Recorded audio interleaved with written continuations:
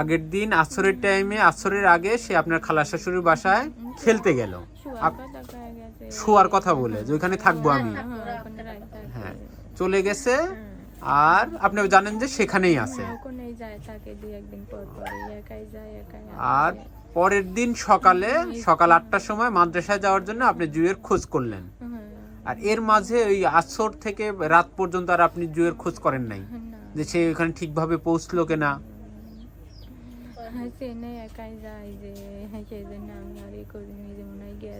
কোনো খোঁজই নেন নাই মেয়ের? মানে আপনি কি এখানে একটু কি অবহেলা করছেন যে আপনার মেয়ে গেল কিনা, রাত্রে খাইলো কিনা, ঘুমাইলো কিনা? কিন্তু আপনার মায়ের আদর তো আলাদা, আপনার মা খোঁজ করবেন না? এখন খাই গেছে, ওখানে যায় যে থাকে, আমি আর সেই জন্য করিনি, অন্য কোনো জায়গায় যে যায় না। হ্যাঁ, তারপরে কি হলো একটু বলেন আপা। সকালবেলা যায় করছে, আসে নাই, করছে না, আসে এখন থেকে খোঁজাখুঁজি করতেছি, আর পাইনি গো।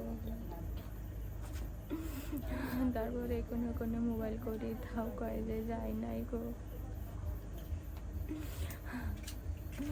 তারপরে আমার নন্দীর ওখানে ফোন দিয়ে কই, পরে কয় যে আসে নাই। পরে আমার শাশুড়িরা ওখান থেকে আইছে, হাসি খোঁজাখুঁজি করেছে, মাইটিল দিয়ে দিয়ে পাই নাই। পরে ওর যায় দেখে 2-3 ভুট্টির বই খুঁজেছে, পাই নাই। পরে আসতিকালে দেখে যে ভুট্টির বই আলে রয়েছে, আইলের উপরে ছিল। মানে ভুট্টার ক্ষেতের মধ্যে কি অবস্থায় ছিল তখন জুই? ভুট্টার ক্ষেতের মধ্যে উলঙ্গা অবস্থায় ছিল, ওই পেন খুইলে ফাঁসি দেওয়া ছিল, এরকম গলায় মোড়ানো ছিল। মানে পরনের প্যান্ট, মানে পরনের হাফ প্যান্ট না আপা?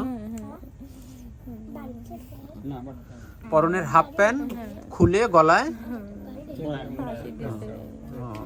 আর আর মানে হাতটা ঠিক করে দিয়েছে, অ্যাসিড দিয়েছে। আর এমনিতে মানে পুরা, মানে সে কি শুধু খালি প্যান্ট পরেই বাসা থেকে বের হয়েছিল, গায়ে জামা ছিল না? আর তাকে মানে পরনের প্যান্ট পাইলেন গলায় জড়ানো, আর তাহলে পুরা দেহটাই উলঙ্গ।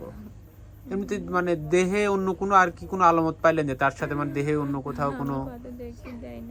আপনাকে আপনি দেখেন না, দেখতে পারেন না, আসলে এটা দেখাও যায় না।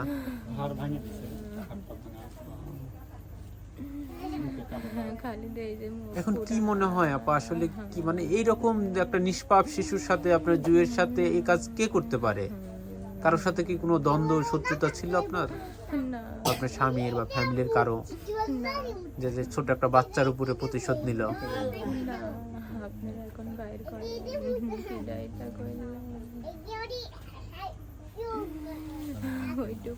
এইভাবে মারিছে, শাস্তি চাই, ফাঁসি চাই, আপনারা বাইর করেন, কে এটা করলো?